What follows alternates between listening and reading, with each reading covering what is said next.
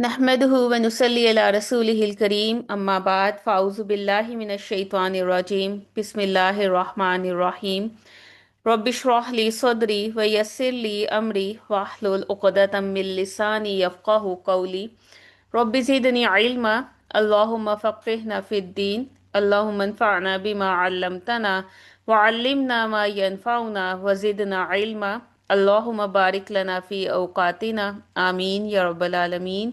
अस्सलामु अलैकुम व रहमतुल्लाहि व बरकातुहू। उम्मीद है आप सब ईमान और सेहत की भरपूर हालतों में होंगे इंशाल्लाह। और देखा जाए तो दिल बड़ी ही एक अजीब सी कैफियत में है। रमज़ान की खुशबू अब रुखसत होने को है। वो दिन जो इतनी तेज़ी से गुजरे कि हम अभी संभल ही ना पाए थे। ऐसा लगता है जैसे कोई बहुत ही प्यारा मेहमान अपना सारा सामान समेट रहा हो और हम में से हर एक के दिल में कोई ना कोई एक कसक बाकी है। क्या मैंने इस महीने का हक अदा कर दिया? लेकिन याद रखिए, रमज़ान का जाना इस बात की इलामत नहीं है कि रब जा रहा है। रमज़ान हमें अपने रब यानी अल्लाह सुब्हानो ताला से मिलाने आया था। और जब ये जा रहा है तो ये देख कर जा रहा है कि हमारे हाथों में कुरान का दामन कितना मजबूत है। अगर रमज़ान गुजर गया है और कुरान से ताल्लुक वैसा ही रहा जैसा पहला था, तो फिर हमने कुछ नहीं पाया। लेकिन अगर हम में तब्दीली आई है तो उस पर शुक्र अल्हम्दुलिल्लाह कीजिए। आज हमें इस बात पर गौर करना है कि हम कुरान के पास क्यों आते हैं। अब हमने अपनी नीयतों को चेक करना है। क्या हम सिर्फ सवाब पाने के लिए ऐसी क्लासेस अटेंड करते हैं? क्या हम सिर्फ एक कोर्स मुकम्मल करने के लिए यहाँ जमा होते हैं, या फिर कुछ और नीयत है? सलफ सालेहीन कहा करते थे कि कुरान वो आईना है जिसमें एक इंसान अपनी औकात और अपने रब की अजमत देखता है। ये किताब वो नूर है जो कब्र के अंधेरे से पहले इस दुनिया के अंधेरों में काम आती है। आज के सेशन में हम अपने दिल से एक तहैया करेंगे, अपने रब से एक बातचीत करेंगे कि "ऐ मेरे परवरदिगार, मैं तेरे कलाम के पास इसलिए आई हूँ कि मुझे सुकून की तलाश है, मुझे तेरे रास्ते की तलाश है। और जब तक प्यास नहीं होगी ना, तब तक कुछ भी फायदा नहीं होगा। कुआं आपको सैराब कर ही नहीं सकता जब तक आपके अंदर प्यास ना आए। तो अपनी प्यास को बढ़ाएं। कुरान की एक एक आयत हमारी जिंदगी बदलने के लिए काफी है। और आप देखें तो इंसानी जिंदगी का सबसे बड़ा मसला क्या है कि वो तन्हाई से डरता है, अकेला होने से डरता है। उसे लगता है कि इस कायनात में उसका कोई पुरसाने हाल नहीं। लेकिन जिसके पास अल्लाह के कलाम की रोशनी होती है, वो कभी अकेला नहीं होता। अल्लाह ने जब इंसान को जमीन पर भेजा तो उसे एक बहुत बड़ा सहारा देकर भेजा। वो सहारा क्या है, वो उम्मीद क्या है, उसी को जानने के लिए आज हम इस क्लास में जमा हुए हैं। तो अपनी नीयतों को खालिस करें और अपने आप को इस कुरान के सामने पेश करें। हम चलते हैं अपने पहले सेगमेंट की तरफ, और उसके लिए हम मोमना को दावत देंगे कि वो अपने प्यारी आवाज में हमें कुरान की तिलावत सुनाएं। और कवायद भी उसके साथ हमारे साथ डिस्कस करें, क्योंकि ईद की छुट्टियां आ रही हैं तो हमारी ये आखिरी क्लास है। तो तमाम रिवीजन करवाएं हमें, ताकि हम इस बरकत वाले प्रोग्राम का बाकायदा आगाज करें। जी, ओवर टू यू मोमना। أعوذ بالله من الشيطان الرجيم بسم الله الرحمن الرحيم فتلقى آدم من ربه كلمات فتاب عليه إنه هو التواب الرحيم قلنا اهبطوا منها جميعا فإما يأتينكم مني هدى فما تبع هداي فلا خوف عليهم ولا هم يحزنون والذين كفروا وكذبوا بآياتنا أولئك أصحاب النار هم فيها خالدون. अस्सलाम वालेकुम वरहमतुल्लाहि वबरकातुहू। जी मैं उम्मीद करती हूँ आप सब सेहत और ईमान की भरपूर हालत में होंगी इंशाल्लाह। सूरत अल बकरा आगे की 3 आयत देखते हैं और अल्हम्दुलिल्लाह हम लोग तजवीद में काफी कुछ कवर कर चुके हैं। ठीक है, चलें आज हम उसको ही रिवाइज करते हैं। आज की जो 3 आयत है इसको आपने बहुत ध्यान से अटेंटिव होके बैठना है और इसमें हम देखते हैं अब तक हमने जो कुछ पढ़ा वो इन 3 आयत में किस तरह से कवर अप होता है। ठीक है, सबसे पहले हमने क्या पढ़ा था तजवीद में? बेसिकली हमने पढ़ा था हरकत का। हरकत क्या होती है? जिसमें हमने सबसे पहले पढ़ा था जेर जबर पेश जो होती है वो हरकत होती है। ठीक है, जो हर्फ लिखा हुआ है फा ता लाम क, ये जो फतला क का वर्ड है ये बेसिकली इन हरूफ से मिलके बना है। ठीक है, अब फा पे क्या है, ता पे क्या है, क्या पोजीशन है इनकी, वो हमें हरकत बताती है। और हरकत क्या होती है? जबर जेर पेश। फा की हरकत क्या है? एक जबर। ता की क्या है? एक जबर। लाम की क्या है? एक जबर। तो इसकी क्या पोजीशन थी, क्या साउंड थी? फा ता ला। ठीक है, इसको लंबा नहीं करेंगे, इसको गोल नहीं करेंगे, इसको जेर नहीं देंगे, फा ता ला स्ट्रेट साउंड। ठीक है, कौ पे क्या है? कौ पे खड़ी जबर है और उसके ऊपर बड़ी मद भी है। अब खड़ी जबर को पहले फा ता ला कौ, 1+1 कौ, फिर उसको मद के साउंड साइन जो उसके ऊपर आ रहा है, जैसे अलिफ मद्दा छोटी सी बनी हुई है, मद का साइन देखते हुए उसको मजीद लंबा खींचेंगे, ऐसे ही है। तो एक फाता अला कौम सुब्हान अल्लाह, आप एक लफ्ज में देखें कि हमारी कितनी चीजें कवर हो रही हैं। एक हरकत, 2 हरकत, 4 से 6 हरकत। सुब्हान अल्लाह। फाता अला एक एक एक हरकत कौ, 2 हरकत और बड़ी मद की लंबी साउंड 4 से 6 हरकत। फाता अला कौ, इस तरह से। ठीक है, आ दमू, आ क्या था? खड़ी जबर क्या थी? खड़ी जबर इज इक्वल टू 2 हरकत, ये भी पढ़ा था ना हमने। दमू क्या है? अब इसको आ दामू नहीं करना। आ 2 हरकत होंगी लेकिन दा मुंह एक एक हरकत है। दा जबर दा, मीम पेश मुंह। ठीक है, तो ये हमने सीखा था साउंड कैसे बैलेंस करेंगे। आ ई उ ऊ। ठीक है, तो जबर जेर पेश क्या हो गई? एक एक हरकत। जैसे आगे देखें, रब्बी ही, बाजेर बी, लेकिन हा के नीचे क्या है? खड़ी जेर ही, ई प्लस ई। ठीक है, रब्बी ही। अब इसको रब्बी ही नहीं करेंगे या रब्बी ही नहीं करेंगे, ही को छोटा नहीं करेंगे, बा को लंबा नहीं करेंगे, जो जिसकी पोजीशन है जितनी मिकदार बनती है उतनी अदा करेंगे। ठीक है, कली माँ में क्या है? कली, का शब्द का लामजेली कली। ठीक है, एक जबर है एक जेर है, एक एक हरकत है, लेकिन माँ पे क्या आ गई? खड़ी जबर, 2 हरकत हो गई। इह बी तो वा पिश्तू, ये आ गई वाव मद्दा। मिन हा, हा अलिफ जबर हा, जमी, जीम जबर जा, 1 हरकत है, लेकिन मीम या जेर मी, 2 हरकत है। फमन तबिया, तबिया में देखिए अब इसको हम लंबा कर सकते हैं। तबिया, फमन तबिया हुदाया, इस तरह से पढ़ सकते हैं? नहीं, बिल्कुल नहीं पढ़ सकते। एक एक हरकत है। तबिया, ता जबर ता, बाजेर बी, आइन जबर आ, तबिया। ठीक है, तो ये बेसिकली हमारी क्या है? जबर जेर पेश की हरकत। और ये जो हमने पढ़ा है फताबा, आदामा, फताबा में क्या है? देखें, फा जबर फा, लेकिन इसको फा ताबा नहीं पढ़ेंगे या फताबा नहीं करेंगे। ठीक है, सिर्फ इसमें ता लंबा होगा, फा 1 हरकत है, बा 1 हरकत है। ता क्या है? 1+1 का रूल है। ठीक है, फता बा, ता क्या है? अलिफ मद्दा। जमी अन, जमी, मीम याजिर मी क्या है? याय मद्दा। इहबितू, तू क्या है? तो वाव पेश तू, वाव मद्दा। ठीक है, तो हरूफे मद्दा हमारे कितने थे? 3 थे, अलिफ मद्दा, वाव मद्दा और याय मद्दा।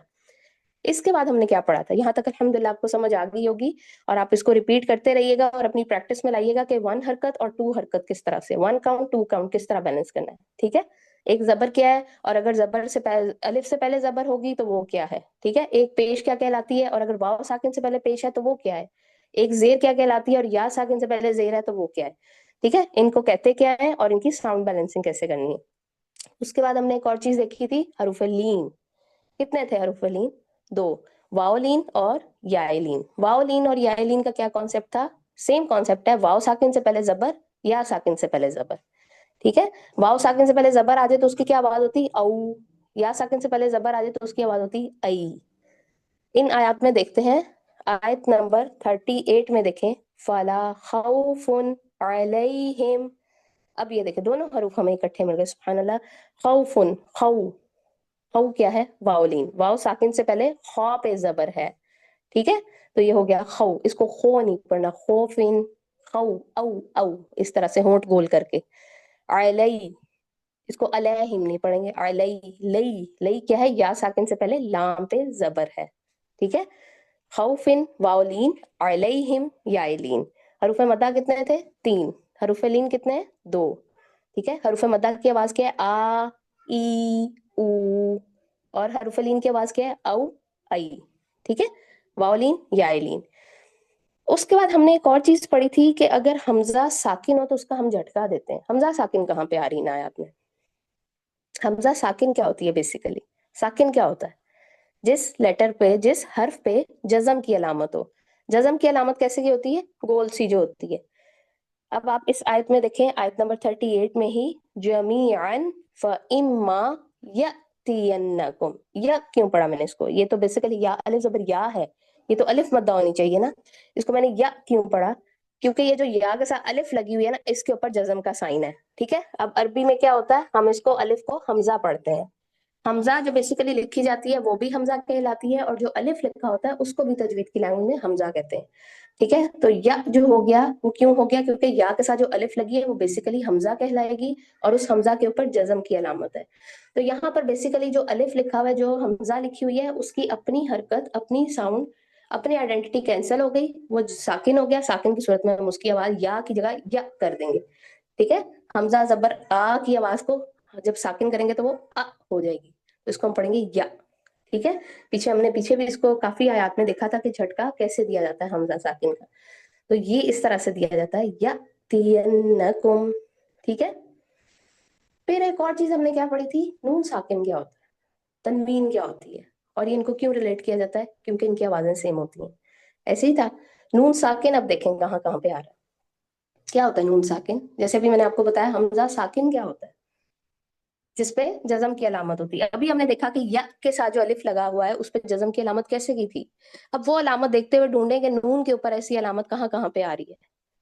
جی پہلی آیت میں دیکھتے ہیں فَتَلَقَّىٰ آدَمُ مِن، نون ساکن ہو گیا، نون کے اوپر جزم کی علامت ہے، ٹھیک ہے؟ اگلی آیت میں آ جائیں، منہا جمیعا، منہا، من، میم نون زیر من، نون کے اوپر جزم کی علامت ہے، نون ساکن ہو گیا. فمن تبع، فمن کیا ہے؟ نون ساکن، جزم کی علامت ہے. پھر اس سے آگے دیکھیں، ٹھیک ہے؟ باقی نون ہمارے حرکت والے ہیں، جزم والے ہمارے نون یہ تھے.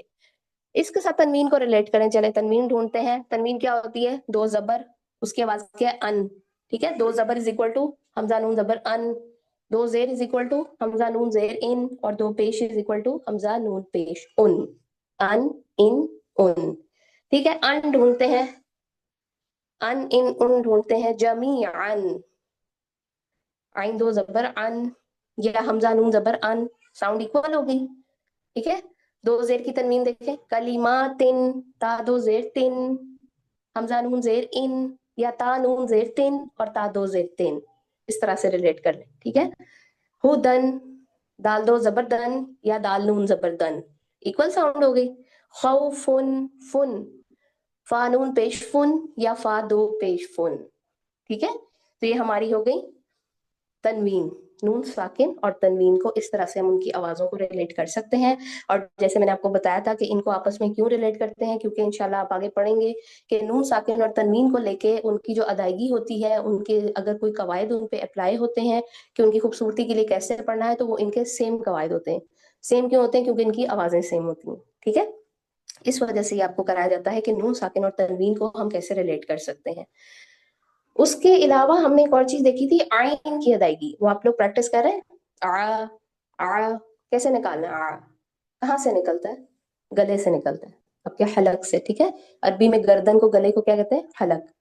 حلق کے درمیان میں انگلی رکھیں، درمیان کو کیا کہتے ہیں عربی میں؟ وسط، مڈ پوائنٹ. وسط الحلق، آپ کی گردن کا درمیان کا حصہ.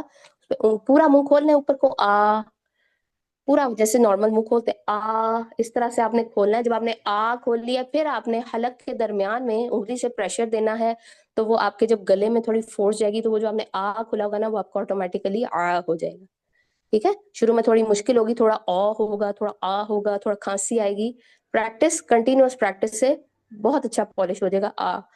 جو آپ کھولتے ہیں وہ آپ کا ہو جائے گا کہاں پہ آئین آج ہمارا؟ فمن تبع. اب اس کو تبھی پڑھیں گے تو وہ کیا ہو جائے گا؟ وہ حمزہ ہو جائے گا, آئین کینسل ہو گیا. ٹھیک ہے. تو یہ بھی ہم نے پڑھا تھا. قاف اور کاف کا جب ہم نے ڈفرنس دیکھا تھا تو ہم نے کس طرح سے پڑھا تھا کہ حروف کو ان کی صفات کے ساتھ اچھی ساؤنڈ نکالنا کیوں ضروری ہے؟ تاکہ لفظ نہ بدلے اور لفظ کا معنی نہ بدلے. تبیہ یہ آئین کے ساتھ ہے. اگر آپ آئین نہیں نکالتے تو آپ پڑھیں گے تبیہ. تبیہ کیا ہو گیا؟ حمزہ ہو گیا, وہ غلط ہو گیا. جو تبیہ کا مطلب ہے وہ آپ نے خراب کر دیا. اس لیے آئین کی پریکٹس لازمی کرتے رہنا ہے. تبیہ علیہم. علیہم, اب میں پڑھی ہوں علیہم. اب آپ کو سننے میں لگ رہا ہے کہ میں نے آئین پڑھا یا حمزہ پڑھا ہے.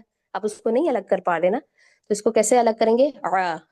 کو علیہم. تبع علیہ جمیعا ٹھیک ہے جی. ایک اور چیز ہم نے کیا پڑھی تھی؟ بہت اچھی چیز ہم نے پڑھی تھی, حروف مستعلیہ. حروف مستعلیہ کیا ہوتے ہیں؟ جو ہر حال میں پر پڑے جاتے ہیں. صحیح ہے. چلیں حروف مستعلیہ دیکھتے ہیں پھر ہم کہ وہ کیوں, وہ تو ہم نے پڑھ لیا کہ وہ کیوں پڑھتے ہیں, کیسے پڑھتے ہیں. منہ کو, زبان کو تھوڑا بلندی کی طرف اٹھاتے ہیں تو آپ کے منہ کا جو فریم ہے وہ سے ہو جاتا ہے. ٹھیک ہے. نارمل منہ کیا ہوتا ہے؟ جیسے ابھی میں نے آپ کو آئین کے لیے کہا تھا نارمل اپنا سیدھا منہ کھولیں تو جب ہم تھوڑا سا زبان کو اوپر اٹھائیں گے بلندی کی طرف تو وہ ہمارا منہ کا فریم ہو جاتا ہے تو یہ حروف میں ہم نے بٹھانے ہیں سارے. ٹھیک ہے. کون سے حروف تھے؟ 7 حروف تھے جس میں ہم نے سیٹ بنایا تھا خ غین صاد ضاد طا را قاف. 7 حروف تھے. یہ جو 7 حروف ہیں ان کو کر کے ہم نے پڑھنا ہے سمپل. ٹھیک ہے. تو دیکھتے ہیں آج کون سے والے حروف ہیں. فتلقا. اب میں اس کو پڑھ دوں فتلقا. کیا کیا میں نے بہت بڑی مسٹیک کر دی. فتلقا کا مطلب کچھ اور ہے. اگر میں ڈنڈے والا کاف لگاتی ہوں تو وہ مطلب بھی بدل گیا, خوبصورتی بھی بدل گئی, اور سب کچھ میں نے خراب کر دیا. ٹھیک ہے. فتلقا قلنا اهبطوا قو. ٹھیک ہے. قلنا کو نہیں پڑھنا, قلنا اهبطوا تو. فلا خوف اس کو خوف نہیں پڑھنا, خوف. ٹھیک ہے. خو اس طرح سے کریں, خو کریں اور او کی آواز نکالیں. خو اور او کیا ہو گیا؟ خو. ٹھیک ہے. خو ہم نے اس کو پر کیا اور او ہم نے واولین کی آواز نکالی. خو پلس او از اکول ٹو خو. خوفن. اصحاب النار. میں اس کو پڑھتی اصحاب جیسے پہلے بھی میں نے آپ کو بتایا تھا اصحاب کس سے؟ صاحب سے. اردو میں بھی صاحب صاد سے لکھا جاتا ہے. ٹھیک ہے. ایسے ہی ہے نا. تو ادھر بھی ہم اگر سین لگاتے ہیں اصحاب کر دیتے ہیں تو مطلب بدل گیا. اصحاب النار آگ والے, تو اصحاب سین سے مطلب بدل گیا, ساری بات کانٹیکسٹ بدل گیا. تو صاد کو پر کرنا ضروری ہے. سو. ٹھیک ہے. سین کیسے ہوتا ہے؟ سا اس کو تھوڑا کریں سو. تو جب سا کو سو کریں گے تو وہ کیا ہو گیا؟ سواد. ٹھیک ہے. تو اتنا جو ہے انکانشیسلی اور اتنا خوبصورتی سے آپ کے حروف مستعلیہ نکل آتے ہیں کہ آپ کو اتنا کوئی محنت نہیں کرنی پڑتی, بس آپ نے اس کی لاجک سمجھنی ہے کہ اس کی ادائیگی ہم نے کیسے کرنی ہے. ٹھیک ہے. اس کے علاوہ لاسٹ ٹائم ہم نے کیا پڑھا تھا؟ نرمی والے حروف. کیا تھا نرمی والے حروف میں؟ سا لال رو. اس طرح سے ادائیگی تھی ان کی. سامنے کے اوپر کے 2 دانتوں کو ہم نے زبان کی نوک لگانی ہے ہلکی سی. ٹھیک ہے. زبان کا سرا, دانتوں کا سرا, دیٹس اٹ. یہ لگائیں ہلکی سی نوک. یہاں سے ادا کریں رال تا رو. دال زال والا زال اور نقطوں والا سا اور تو زو والا زو. ٹھیک ہے. تو دال زال جو ہے اس کو ہم نے زا سے الگ کرنا ہے تو ہم کیا کریں گے؟ نرمی سے کریں گے. دال ال. سا جو نقطوں والا تھا اس کو سین سے الگ کرنا تھا تو سا کو ہم سا کر دیں گے. ٹھیک ہے. سا ہو گیا سین, سو ہو گیا سود, اور سا ہو گیا نقطوں والا سا. ٹھیک ہے. اب تو زو میں کیا گیا؟ زو لین. زود جو ہے اس سے الگ کرنے کے لیے اس کو نرم کریں گے رو. تو یہ 3 جو ہمارے نرمی والے حروف ہیں یہ دیکھیں ہماری آیات میں آج آ رہے ہیں. جی الحمدللہ ہماری آیات میں رال آ رہا ہے. آخری آیت میں دیکھیں والذین را. اب میں اس کو پڑھوں والذین زی, تو یہ میں نے کیا کیا؟ میں نے زی لگا دیا. इंग्लिश वाला लेटर जी, और इंग्लिश वाला लेटर जी की साउंड किसके इक्वल है? जा के। यहज़नून, वाला हुम यहज़नून, जा। तो इसको हमने अलग कैसे करना है? वल्लज़ीना ज़ाल, कज़्ज़बू ज़ा। ठीक है, नरम कर दें। सिर्फ सामने के ऊपर के दो दांतों को हल्की सी जबान की नोक लगाएं तो आपका ये ऑटोमेटिकली नरम हो जाएगा। उसको सख्ती नहीं दें, उसको मजबूती नहीं दें, तो उसकी साउंड भी नरम ही निकलेगी इंशाल्लाह। ठीक है जी, तो ये कुछ हमारे कवायद थे जिसको हमने रिवाइज करने की कोशिश की है। बाकी मैं उम्मीद करती हूँ कि आप लोग इसको, आपके पास यूट्यूब लेक्चर्स मौजूद है, रिकॉर्डिंग मौजूद है, आप इसको अपने टाइम की सहूलत से जब मर्जी आप इसको खोल के रिलेट कर सकते हैं। जिस दिन आपका दिल करे इसको शौक से दिल लगा के आज मैं ये टॉपिक पढ़ती हूँ, आज मैं अपना ये रिवाइज करती हूँ, क्योंकि ये आपके पास जो आगे दिन है ये आपका गोल्डन चांस है। आपके पास टाइम की सहूलत भी होगी, और अल्हम्दुलिल्लाह इतने बाबरकत दिन चल रहे हैं इसमें, तो जितना कुरान को टाइम दे वो कम है। तो इन्हीं दिनों में कुरान से दोस्ती कर लें, और इस यकीन के साथ, इस अहद के साथ कि ये कुरान इंशाल्लाह हमारा सिफारशी बनेगा। ठीक है, तो बेसिकली ये जो आप जब यूट्यूब लिंक खोलें तो इसको आपने ये नहीं करना कि ये तो शुरू में 10 मिनट की बात ही है, ये तो शुरू में तिलावत ही है, या ये चले तदब्बुर कर लेंगे, तफसीर सुन ली बस, ठीक है देख लेंगे, नहीं। कुरान का जो होता है ना, कुरान एक पूरा पैकेज है, और इसमें इतनी डेप्थ है कि आप इसको जितना भी करें वो कम है। ठीक है, अब जैसे बेसिकली आप, हमारी जो अरबी लैंग्वेज है वो हमारी लैंग्वेज नहीं है, लेकिन हम पे फर्ज है, हमने कुरान सीखना है, उस पर अमल करना है। अब अल्लाह ताला ने अरबी लैंग्वेज में उतारी है तो अब हमारा फर्ज है, हमने इसको सीखना है। ठीक है, जैसे बेसिकली आप देखें, मैं आपको एक इजी सी मिसाल देती हूँ कि इंग्लिश जो है वो सबको नहीं आती।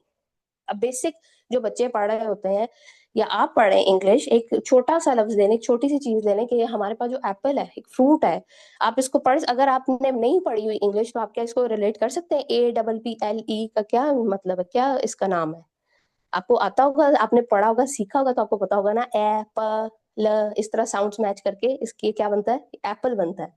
ठीक है, अब तजवीद क्यों सीखी जाती? बेसिकली आपको माशाल्लाह सबको कुरान पढ़ना आता होगा, तजवीद के साथ क्यों पढ़ना जरूरी? अब हमने पढ़ लिया एप्पल, APPLE एप्पल होता है, इसमें क्या मुश्किल है? अब कुछ लोग इसको एप्पल बोलते हैं, कुछ एप्पल बोलते हैं, कुछ एप्पल बोलते हैं, प्रोनाउंसिएशन का फर्क आ गया। ठीक है, खूबसूरती नहीं है हमारी इंग्लिश बोलने में। हम लोग किसी को इंग्लिश बोलते सुन ले तो हम उसका एक्सेंट सुन के हम मजाक उड़ा रहे होते हैं, इस बंदे को तो इंग्लिश ही नहीं आती, इसका कितना पेंडू एक्सेंट है, इसको तो ये बोलना ही नहीं आता। तो आप अपना कुरान सीधा करें, आप कुरान से दिल लगाएं कि मैं इतनी खूबसूरती से कुरान पढ़ूंगी, मैं दिल लगा के तजवीद सीखूंगी, मेरा अरबी एक्सेंट इतना अच्छा होना चाहिए कि उसको अल्लाह ताला कान लगा के सुने, अल्लाह ताला मुझे देख के मुस्कुराए, इतना प्यारा कुरान पढ़ी, इतने दिल से पढ़ रही है। ठीक है, तो तजवीद इस शौक से सीखनी है। फिर हमारा आता है अल्हम्दुलिल्लाह तर्जुमा का सेशन। तर्जुमा अपना रिवाइज करें खोल के। तर्जुमा क्यों जरूरी है? अब जैसे आपने देख लिया APPLE एप्पल होता है, आपने बोलना भी सीख लिया, प्रोनाउंसिएशन भी अच्छी आ गई, अच्छा इंग्लिश एक्सेंट निकाली, अब एप्पल होता क्या है? क्या है ये? तो ये आप देखें, दिस इज अ फ्रूट, एक फ्रूट का नाम, एक फल है बेसिकली। फिर उसकी तफसीर में घुसे, कौन सा फल है, किस सीजन में आता है, कहाँ उगता है, इसके क्या फायदे हैं, बच्चों को दिया जा सकता है कि बच्चों की पहुंच से दूर रखा जा सकता है, क्या किया जा सकता है, किस हिसाब से मैं लूं। फिर उसके बाद आता है, ये अल्हम्दुलिल्लाह आपको फहम मिल गया सारा एक फ्रूट का। तदब्बर में कैसे घुसना है कि मैंने ये फल किस टाइम पे खाना है, मुझे किस तरह से फायदा देगा, मुझे उल्टा नुकसान ना दे, या मेरे बच्चे का पेट ना खराब कर दे। वो आपने अपनी बॉडी लैंग्वेज, अपने बच्चे के बॉडी स्ट्रक्चर, अपने रूटीन के मुताबिक, जितना आपको विटामिन की कमी, जितना आपको सेहत में कमी है, उस हिसाब से आपने अपना तदब्बुर करना है। मैंने इस चीज को अपने अमल में, अपने डेली रूटीन में कैसे खाना है, कैसे लेके आना है। ठीक है, कि ये चीज मुझे फायदा दे, उल्टा नुकसान ना दे। कुरान पाक के साथ भी इस तरह से दिल लगाएं कि ये हमारा इंशाल्लाह इंशाल्लाह सिफारिशी बने। तो जो लोग कुरान को अहमियत नहीं देते, जो कुरान को पसे पुश डालते हैं, अल्लाह माफ करे, अल्लाह हमें बचाए, कुरान घसीटता हुआ जहन्नुम में लेके जाएगा उस बंदे को। और जो कुरान से दिल लगाता है, कुरान से सिफारिश करेगा, और उस बंदे के साथ दोस्त, उसका दोस्त बनेगा, और उसको जन्नत में लेके जाएगा। तो जब कुरान अल्लाह के आगे आपकी सिफारिश करेगा तो सुभान अल्लाह, आप देखें वो क्या मंजर होगा। अल्लाह ताला मुझे और आपको बेहतरीन कुरान पढ़ने की तौफीक दे। रमजान के दिन है, फिर से मैं आपको कहती हूँ कि कुरान के साथ दिल लगा लें। अल्लाह ताला मेरा और आपका हामी और नासिर हो। अपना बहुत सा ख्याल रखिएगा। सुब्हानक अल्लाहुम्मा व बिहम्दिका नशहदु अल्ला इलाहा इल्ला अंता नस्तगफिरुका व नतूबु इलैक। अस्सलामु अलैकुम व रहमतुल्लाहि व बरकातुहू। वालेकुम अस्सलाम वरहमतुल्लाहि वबरकातुहू। जज़ाकल्लाहु खैरन कसीरा मोमना। बहुत ज़बरदस्त रिमाइंडर और बहुत अच्छी एक्सप्लेनेशन। लास्ट जो एग्जांपल आपने दी है वाकई दिल को लगने वाली है कि कोई ना समझ इंसान भी हो तो उसे भी समझ आ जाए कि किस तरीके से हमने कुरान के अंदर एक एक चीज़ पर गहराई से तदब्बर भी करना है, फहम भी सीखना है, तर्जमा भी करना है, और उसके साथ साथ उसकी प्रोनाउंसिएशन भी ठीक करनी है। अल्लाह सुब्हान व तआला आपसे कबूल करे, आपके वक्त में, आपके इल्म में और आपके अमल में बरकत अता फरमाए। आमीन। जी। اب ہم دیکھتے ہیں کہ تلاوت کے بعد ہمارا اگلا مرحلہ بہت خوبصورت، یہ وہ لمحہ جب ہم نے اس کلام کو اپنی انڈرسٹینڈنگ میں اتارنا ہے۔ آپ ایک مثال میں آپ کے سامنے رکھوں گی، آپ اس کو ذرا تصور کیجئے گا کہ آپ ایک اندھیری رات میں ایک انجان جنگل میں ہیں، اور آپ کے ہاتھ میں ایک ٹارچ ہے جس کی روشنی کبھی ختم نہ ہو۔ قرآن اس دنیا کے جنگل میں وہ ٹارچ ہے۔ ہم میں سے بہت سے لوگ کہیں نہ کہیں پریشان ہیں، ہم سب کی زندگیوں میں کہیں نہ کہیں اندھیرا ہے، کہیں نہ کہیں الجھن ہے، اور ہم میں سے ہر ایک روشنی چاہتا ہے۔ قرآن کی ایک خاصیت یہ بھی ہے کہ یہ قرآن جو ہے یہ جامد کتاب نہیں ہے، یہ زندہ کلام ہے۔ جیسے یہ ٹارچ ہے، یہ آپ کو روشنی دیتا ہے، ایسے ہی آپ سے کلام بھی کرتا ہے، یہ آپ کے حالات کے مطابق آپ سے بات کرتا ہے۔ اور آپ سب میں سے ہر ایک نے یہ غور کیا ہوگا، کبھی کبھی ایک ہی آیت آپ نے 100 بار پڑھی ہوتی ہے، لیکن وہی آیت کسی ایک دن آپ کے کسی ایسے زخم پر مرہم بنتی ہے کہ جس کا پتہ آپ کو اس سے پہلے ہوتا ہی نہیں ہے۔ تو قرآن کے ساتھ دل لگائیں۔ قرآن ہماری زندگیوں میں صبح شام جس طرح ہمیں کھانے کی فکر ہوتی ہے نا، ایسے ہی اپنی روح کی غذا کی بھی فکر رکھنی ہے۔ آپ کو پتہ ہے ہمارے سلف صالحین کے بارے میں آتا ہے کہ جب قرآن کے پاس بیٹھتے تھے نا، تو اپنی تمام عقل مندیوں، تمام تجربوں کو باہر چھوڑ کر آتے تھے، اور ایک چھوٹے بچے کی طرح رب کے سامنے بیٹھتے تھے کہ اے میرے رب، میں کچھ نہیں جانتا، تو مجھے سکھا دے۔ یہ وہ عاجزی ہے جو قرآن کے دروازے کھولتی ہے۔ آج ہمیں بھی اپنے آپ کو عاجز کر کے، تمام پریشانیوں کو ایک طرف کر کے، ایک پیاسے کی طرح بیٹھنا ہے، کیونکہ یہ مہینہ رمضان کا مہینہ ہے، اور یہ رمضان اختتام کی طرف جا رہا ہے۔ لیکن یہ کتاب، یہ تحفہ، یہ قرآن ہمیں یہ بتانے آیا ہے کہ رب کا ساتھ کبھی ختم نہیں ہوتا۔ اپنے رب کے ساتھ اپنا مضبوط تعلق قائم کرو، اس کے لیے یہ سب سے بہترین کتاب ہے۔ اس کے اندر جتنے موتی ہیں انہیں تلاشنے کی ضرورت ہے۔ اللہ سبحانہ و تعالی ہمیں اس کے ساتھ دل لگانے کی توفیق عطا فرمائے، آمین۔ تو اب ہم اس کلام الہی کے پردے کھولتے ہیں اور دیکھتے ہیں کہ آج ہمارے لیے اس میں کیا پیغام چھپا ہے۔ میں روبینہ باجی کو دعوت دوں گی کہ وہ ان آیات کا ترجمہ اور فہم ہمارے سامنے رکھیں، تاکہ ہم اس نور کو پا سکیں جو ہمارے رب نے ہمارے لیے اس کتاب میں محفوظ کی ہے۔ جی روبینہ جی۔ السلام علیکم ورحمۃ اللہ وبرکاتہ۔ امید ہے آپ سب ایمان اور صحت کی بہترین حالتوں میں ہوں گے انشاءاللہ۔ اللہ ہم سب کو رمضان المبارک کی رحمتیں اور برکتیں سمیٹنے کی توفیق عطا فرمائے، آمین۔ ہمارا آج کا لیسن سورہ البقرہ آیت نمبر 37 سے 39 تک۔ پہلے لفظی ترجمہ۔ بسم اللہ الرحمن الرحیم۔ فتلقى، پس سیکھ لیے، آدم نے، من ربہ، اپنے رب سے، کلمات، چند کلمات، فتابا، پھر وہ مہربان ہوا، علیہ، اس پر، انہ، بے شک وہ، ہوا، وہی ہے، التواب، بہت توبہ قبول کرنے والا، الرحیم، نہایت رحم کرنے والا۔ قلنا، کہا ہم نے، اہبطوا، اتر جاؤ، منہا، اس سے، جمیعا، سب کے سب، فإما، پھر اگر، یأتینکم، آئے تمہارے پاس، منی، میری طرف سے، ہدن، کوئی ہدایت، فمن، تو جس نے، تبع، پیروی کی، ہدایہ، میری ہدایت کی، فلا، تو نہ، خوف، کوئی خوف ہوگا، علیہم، ان پر، ولا، اور نہ، ہم، وہ، یحزنون، وہ غمگین ہوں گے۔ والذین، اور وہ جنہوں نے، کفروا، کفر کیا، وکذبوا، اور جھٹلایا، بآیاتنا، ہماری آیات کو، اولئک، یہی لوگ ہیں، اصحاب، ساتھی، النار، آگ کے، ہم، وہ، فیہا، اس میں، خالدون، ہمیشہ رہنے والے ہیں۔ تفسیر۔ فتلقى، آدم من ربہ کلمات فتاب علیہ، آیت 37۔ تو آدم نے کچھ کلمات اپنے رب سے سیکھ لیے اور پھر وہ مہربان ہوا اس پر۔ جب آدم علیہ السلام کو جنت سے نکال دیا گیا تو وہ اس قدر پریشان، شرمندہ اور شرمسار رہنے لگے کہ یہ ہم سے کیا ہو گیا، یہ ہم نے کیا کر دیا، اور دونوں ہر وقت روتے رہتے تھے کہ اب کیا کریں، کیونکہ انہیں تو کچھ پتہ نہیں تھا کہ توبہ کیسے کرنی ہے یا توبہ کیا ہے، توبہ کے الفاظ کیا ہیں، نہ کسی دعا کا انہیں پتہ تھا۔ تو آدم اور حوا علیہ السلام اپنے کیے پہ شرمندہ بہت تھے، نادم بہت تھے۔ تو پھر کیا ہوا کہ اللہ تعالیٰ نے انہیں چند کلمات سکھا دی، الہام کر دیے۔ فتلقا، القاء کر دینا، کسی کے اوپر کوئی چیز انڈیل دینا، دل میں کوئی بات ڈال دینا، کسی کو کچھ الہام کر دینا، یہ ہے فتلقا کا مطلب۔ تو آدم علیہ السلام کو اللہ تعالیٰ نے توبہ کے الفاظ الہام کر دیے، سکھا دیے، دل میں ڈال دیے، القاء کر دیے۔ وہ کیا الفاظ تھے؟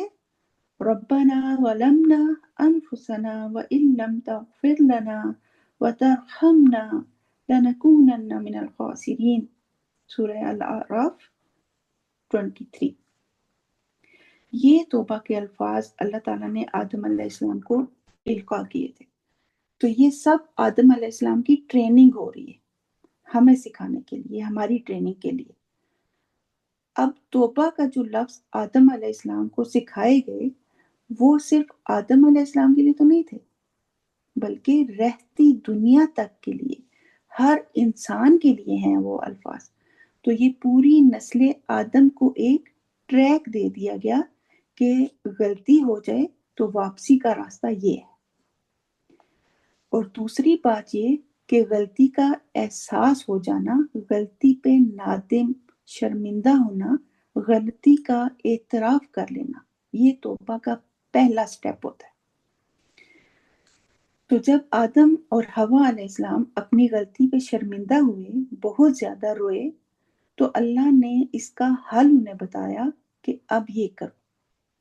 پھر فتح علیہ، وہ مہربان ہو گیا، آدم اور حوا پر مہربان ہو گیا، کیونکہ انہو هو التواب الرحیم، کیونکہ وہی ہے بار بار توبہ قبول کرنے والا، بار بار رحم کرنے والا۔ اللہ کو پتا تھا، انی اعلم ما لا تعلمون، اللہ کو پتا تھا کہ اولاد آدم سے بھی بار بار گناہ ہوں گے، بار بار غلطیاں ہوں گی، بار بار بہکائے جائیں گے، تو میں بار بار معاف کر دوں گا، کیونکہ میں رحیم ہوں، میں بار بار رحم کرنے والا ہوں، تواب ہوں، یہ ہے تواب الرحیم۔ اب یہاں سوال یہ ہے کہ غلطی تو آدم علیہ السلام سے بھی ہوئی اور ابلیس سے بھی ہوئی، دونوں نے غلطی کی، لیکن ابلیس کو کیوں معاف نہیں کیا گیا؟ اور ایک اور سوال کہ غلطی اور گناہ میں فرق کیا ہے؟ غلطی وہ ہوتی ہے جو انٹینشنلی نہیں کی جاتی، سوچ سمجھ کر یا جان بوجھ کر نہیں کی جاتی، بلکہ بھول چوک سے سرزد ہو جاتی ہے، کسی کے بہکاوے میں آ کر وقتی طور پر اصل بات کا احساس نہ رہنے کی وجہ سے ہو جاتی ہے، اور پھر فوراً احساس بھی ہو جاتا ہے کہ یہ میں نے غلط کر دیا، شرمندگی اور ندامت ہونے لگتی ہے، اپنے کیے پہ شرمسار ہوا جاتا ہے، یہ ہوتی ہے غلطی جو آدم علیہ السلام سے ہوئی۔ پھر گناہ ہوتا ہے جان بوجھ کر غلط کام کرنا، ضد میں کرنا، اٹینچلی کرنا، ہٹ درمی میں کرنا، برتری اور تکبر کی وجہ سے غلط کام کرنا، اکڑ اور انا کی وجہ سے غلط کام کرنا، ڈھیٹ پن، اور پھر کوئی شرمندگی اور ندامت بھی نہ ہونا، اس چیز کا احساس تک نہ ہونا کہ یہ میں نے غلط کیا ہے، بلکہ ڈھٹائی سے اپنی غلطی پہ قائم رہنا اور اسے درست ماننا کہ یہ میں صحیح کر رہا ہوں، یہ ہوتا ہے گناہ جو شیطان نے کیا۔ شیطان نے گناہ کیا اور آدم اور حوا علیہ السلام سے غلطی سرزد ہوئی، تو رزلٹ آپ کے سامنے ہے، آدم علیہ السلام کا رویہ، گناہ پہ نادم ہوئے، شرمندہ ہوئے، اعتراف کر لیا، معافی کے طور پہ توبہ کے طریقے اور راستے بھی پھر بتائے جاتے ہیں۔ جب گناہ پہ نادم ہوا جاتا ہے، شرمندہ ہوا جاتا ہے، اعتراف کر لیا جاتا ہے، تو پھر معافی کے اور توبہ کے طریقے اور راستے بھی بتا دیے جاتے ہیں، اور پھر معاف کر کے گلے بھی لگا لیا جاتا ہے، اپنا بھی بنا لیا جاتا ہے۔ یہ ہے اللہ کا راستہ، آدم کا راستہ۔ دوسرا رزلٹ کیا ہمارے سامنے آ رہا ہے؟ شیطان کا رویہ، دل میں حسد، تکبر، اکڑ، ہٹ دھرمی، ضد، نفرت، انا اور ڈھیٹ پن، اور پھر اوپر سے نو شرمندگی، نو ایکسکیوز، نو سوری اور نو ریگریٹ۔ یہ ہے شیطان کا راستہ، جہنم کا راستہ۔ پھر اوپر سے قال انا خیر منہ خلقتنی من نار وخلقتہ من طین، میں اس سے بہتر ہوں، میں آگ سے بنایا گیا ہوں اور وہ مٹی سے۔ یہ شیطانی رویہ، گناہ پہ ڈھٹائی سے جم جانا۔ اب ہمیں کون سا راستہ چوز کرنا ہے؟ چوائس ہماری اپنی۔ اس آیت میں ہمارے لیے لیسن یہ ہے کہ کوئی بھی غلطی ہو جائے، فوراً توبہ کر لیں، توبہ میں دیر نہ کریں، اپنی غلطی تسلیم کرنے میں دیر نہ کریں، اعتراف جرم کر لیں، فوراً پلٹ آئیں، ورنہ شیطان بہت دور لے جائے گا آپ کو، جیسے آدم اور حوا کو لے گا۔ تو پلٹ آئیں، کیونکہ پلٹنے والے اللہ کو بہت زیادہ محبوب ہیں، بہت پسند ہے، اور یہ ہمارے جد امجد آدم علیہ السلام کا بھی طریقہ ہے پلٹنے کا۔ اور دوسری اہم بات یہ کہ گناہ کے بعد ازالے کا ایک ہی طریقہ ہے، وہ ہے اللہ کی طرف سے ملنے والی مغفرت اور رحمت، اور وہ ملتی ہے ندامت کے آنسوؤں سے، غلطی تسلیم کر لینے سے۔ اللہ کو ندامت کا وہ آنسو ہی تو پسند ہے کہ انسان پریشان ہو جائے کہ مجھ سے غلطی ہو گئی، یہ میں نے کیا کر دی۔ اور آدم اور حوا کی یہی ندامت کے آنسو تو اللہ کو پسند آئے تھے، اور پھر خود بتایا کہ اب یہ کہو، الہام کیا، فتلقا، الہام کر کے بتایا، معافی کے الفاظ سکھائے، اور بتایا کہ اب یہ کہو، ربنا ظلمنا انفسنا وان لم تغفر لنا۔ تو اللہ کی مغفرت اور رحمت میں آنے کی وجہ سے انسان کی ہمیشہ توبہ قبول ہوتی۔ یہ بھی یاد رکھیں کہ یہ کوئی آپشنل نہیں ہے، بلکہ جو بھی یہ رویہ رکھے گا پلٹنے والا، ندامت کے آنسوں کے ساتھ پلٹنے کا، تو پھر اللہ تعالیٰ اس کے لیے فتاب علیہ ہو جائے گا۔ فتابہ کا مطلب ہوتا ہے پلٹنا، لوٹنا، کہیں سے بھی پلٹنا یا لوٹنا۔ لیکن جب فتابہ کے ساتھ الہ آ جائے نا، الہ کا مطلب ہوتا ہے طرف، تو معنی کیا ہوگا کہ انسان اللہ کی طرف پلٹا یا لوٹا، یعنی جو پھسل گیا تھا اس نے قدم واپس اپنے رب کی طرف پلٹا لیے۔ اور فتابہ علی کیا ہوتا ہے؟ اللہ ہوتا ہے نا اوپر، اللہ کا مطلب اوپر، فتاب اللہ کا مطلب ہوتا ہے کہ اللہ پلٹا بندے کی طرف، اللہ مہربان ہوا بندے پر، معاف کر دیا بندے کو۔ اب کرنے کا کام یہ ہے کہ جو ہی احساس ہو کہ غلطی ہو گئی، فوراً اپنی غلطی کو تسلیم کر لیں کہ ہاں یہ میں نے غلط کیا، یہ مجھ سے غلط ہو گیا، کیونکہ توبہ تو شرمندگی ہے نا، توبہ تو ریئلائزیشن ہے۔ تو اللہ کی رحمت سے کبھی مایوس نہیں ہونا، کیونکہ وہ تو تواب ہے، وہ تو ضرور معاف کرے گا۔ جب آپ شرمندگی سے اپنا گناہ ایکسیپٹ کریں گے تو وہ ضرور توبہ قبول کرے گا۔ اس آیت میں ہمارے سامنے دو رویے ہمیں ملتے ہیں، اور دو ہی رزلٹ ہمارے سامنے آتے ہیں، جس کے مطابق ہم اپنی زندگی کا ایک ٹریک سیٹ کر سکتے ہیں، اپنی زندگی کو یہ ٹریک دے دیں کہ ہمیشہ اللہ کی مان کر چلنا ہے۔ لیکن جب سلپ ہو جائیں تو فوراً کے فوراً پلٹ آئیں، توبہ کر لیں، فوراً لوٹ آئیں اللہ کی طرف، معافی مانگ لیں اللہ سے، عاجزی اختیار کر لیں، کیونکہ اکڑ اللہ کو پسند نہیں ہے، اور معافی نہ مانگنا اللہ کو پسند نہیں۔ پھر कुल नहबितु मिनहा जमिया। पीछे आयत 36 में भी हमने पढ़ा इहबितु यानी उतर जाओ, लेकिन उस इहबितु में नाराजगी का एलिमेंट था, गुस्सा था। लेकिन बीच वाले फेज में क्या हुआ? फताब अलैहि, माफी हो गई, तौबा कबूल हो गई। अब अल्लाह ताला का जो हुक्म है आदम अलैहिस्सलाम के लिए, उसमें अब नाराजगी नहीं है, बल्कि सिर्फ इम्तिहान है, टेस्ट है। फरमाया अब तुम सब उतर जाओ, जमीन पर रहो जाकर और इम्तिहान की तैयारी करो। इम्तिहान में से तुम्हें गुजरना पड़ेगा, तुम्हें भी और तुम्हारी औलादों को भी। लियब्लुवकुम अय्युकुम अहसनु अमला। अब आदम अलैहिस्सलाम को नबी बनाया जा रहा है, नबूवत का ऐलान अब किया जा रहा है। फरमाया अब तुम चले जाओ, अब तुम पर मेरी हिदायत नाजिल होंगी। पहले जो इल्म की फजीलत तुम्हें अता की, उससे फैज़याब होते रहे। अब यहाँ उसूल बताया जा रहा है और कानून हिदायत बताया जा रहा है, कानून जजा और सजा बताया जा रहा है, उखरवी कामयाबी का राज बताया जा रहा है, हिदायत हासिल करने का तरीका और रास्ता बताया जा रहा है। कौन सा रास्ता? फइम्मा यअतियन्नकुम मिन्नी हुदन फमन तबिअ हुदाया फला खौफुन अलैहिम वला हुम यहज़नून। मेरी तरफ से तुम्हारे पास वही आएगी, पैगाम आएंगे, तो जो मेरी हिदायत की पैरवी करेगा उन पर ना कोई खौफ होगा और ना ही वो गमगीन होंगे। तो जब आदम अलैहिस्सलाम को जाने को कहा तो साथ ही समझाया कि अब मेरी तरफ से हिदायत के सामान तुम्हारी तरफ आते रहेंगे।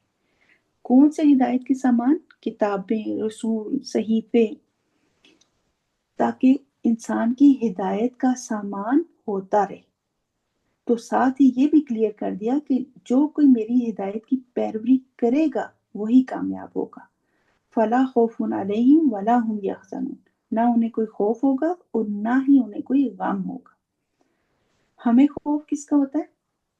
हमें फ्यूचर का खौफ होता है कि हाय मेरे साथ ऐसा ना हो जाए, मुझसे ये चीज ना छिन जाए, मुझे कोई नुकसान ना पहुंच जाए। और फिर आखिरत में भी जो कुछ होने वाला है उसका भी हमें खौफ होता है, और हमें बिछड़ जाने का गम होता है। और ये जो गम होता है ना, ये फिर डिप्रेशन को जन्म देता है, दिल को, माहौल को टेंस कर देता है। और खौफ जो होता है वो एंजाइटी पैदा करता है, छोटी छोटी बातों का खौफ कि हाय अब क्या होगा। तो इस गम और खौफ से बचने के लिए, डिप्रेशन और एंजाइटी से बचने के लिए क्या करना पड़ेगा? फमन तबिअ हुदाया, तो जो मेरी हिदायत की पैरवी करेगा तो उसे फिर कोई टेंशन नहीं होनी चाहिए, ना दुनिया की और ना आखिरत की, ना पास्ट की ना फ्यूचर की। शर्त क्या है? पैरवी। पैरवी ताबिया, इत्तबा से है, ताबे फरमान। जैसे हम कहते हैं ना कि मैं आपका ताबेदार। ताबेदार कौन होता है? जो आपकी बात को फौरन और मनो अन मान लेता है, बगैर किसी हीलो हुज्जत के। इत्तबा का एक और मतलब फुट स्टेप को फॉलो करना भी होता है। अब हिदायत क्या है जिसकी पैरवी करनी है? ये किताब, ज़ालिकल किताबु ला रैब फी हुदल लिल मुत्तकीन। ये किताब, ये कुरान, ये अल्लाह का पैगाम, ये कुरान पैगाम हिदायत है हम सब के लिए, तमाम नस्ल आदम के लिए। तो कुरान को समझ के पढ़ना है ताकि बात और अल्लाह की इंस्ट्रक्शंस समझ में आए और हम फॉलो कर सकें। हिदायत हासिल करने के तमाम तर रास्ते और तरीके जो हैं इस किताब में अल्लाह ताला ने मेंशन कर दिए हैं हमारे लिए, बस हमें फॉलो करना है उन्हें। और याद रहे कि इस किताब से पहले भी अल्लाह ताला ने किताबें, सहीफे और रसूल भेजे थे जो अल्लाह का पैगाम, अल्लाह ताला की इंस्ट्रक्शंस बनी आदम तक, औलादे आदम तक पहुंचाते रहे। और फिर सबसे एंड में मोहम्मद सल्लल्लाहु अलैहि वसल्लम को नबी बनाकर भेजा, कुरान पाक को नबी सल्लल्लाहु अलैहि वसल्लम पर आखिरी किताब के तौर पर नाजिल किया और यहाँ अपना दीन हमारे लिए मुकम्मल कर दिया। जो भी इंस्ट्रक्शंस देनी थी हमें वो कुरान और हदीस यानी मोहम्मद सल्लल्लाहु अलैहि वसल्लम की سنتوں کے ذریعے ہمیں دے دی۔ اب رہتی دنیا تک یہی قانون اور یہی شریعت تمام نسل آدم کے لیے ہدایت کا ذریعہ ہے۔ اللہ تعالیٰ نے صاف اور کلیئر میسیج ہمیں دے دیا کہ جو کوئی بھی میری ہدایت کو فالو کرے گا، میرے بتائے ہوئے قوانین یعنی میری دی ہوئی انسٹرکشنز کو اوبے کرے گا، وہی کامیاب ہوگا۔